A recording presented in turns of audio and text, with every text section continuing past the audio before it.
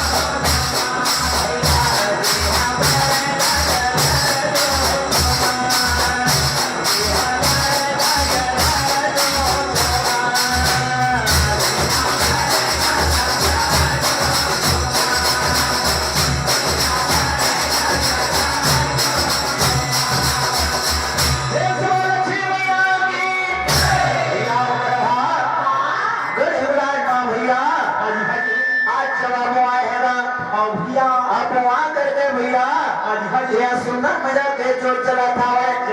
भैया जो केंद्र है भैया आज चारों दिशा में भैया प्रकाशमान कर रहे हवाई ये मेरे के बाद तो कहने लगे भैया अब दिल्ली शहर में भैया हुआ देगा भैया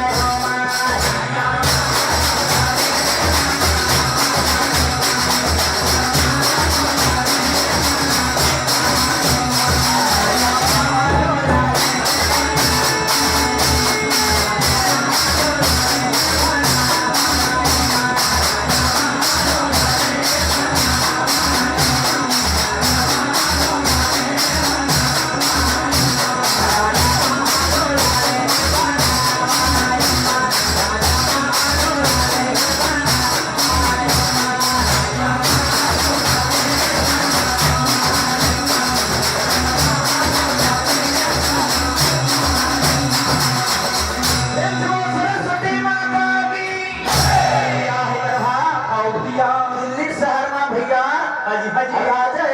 भैया अपन महल बना करके भैया सुंदर मजा के राजपाट करत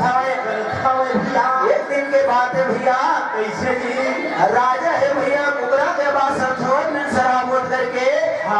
राजा पर अपन महल पर वहाँ चढ़े हवे और जा करके भैया चारों दिशा में भैया किन्नर किन्नर के देखा था भैया बड़े राज माँ चोट चला था ना जो के जो रहते करके भैया राजा को है भैया अपन गृह मंत्री ला का कहा थेगा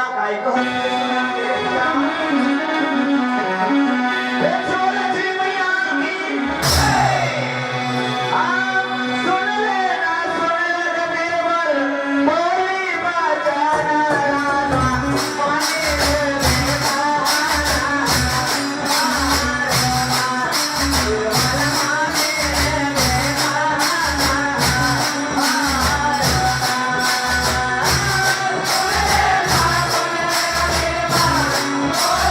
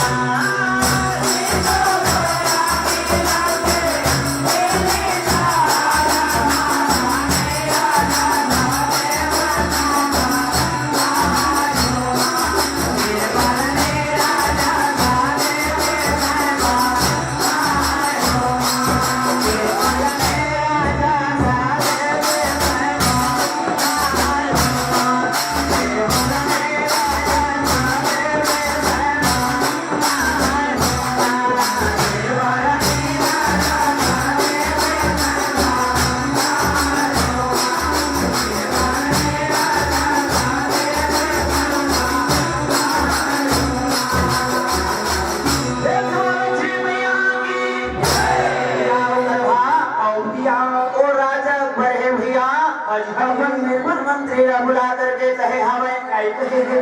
यह बीरबल कही भैया तय सही मैं आगम पिछन के तय जानने वाला तय मोला विचार करके तय जल्दी बता दही कैसे भैया लोग तो ये दिल्ली शहर में आ मिलक के एक और दिखत हवे जिला सुन करके भैया वो बीरबल मंत्री भैया सही मैं आगम पिछन के जे है जानने वाला है वो राजा अकबर करा भैया आज का कहते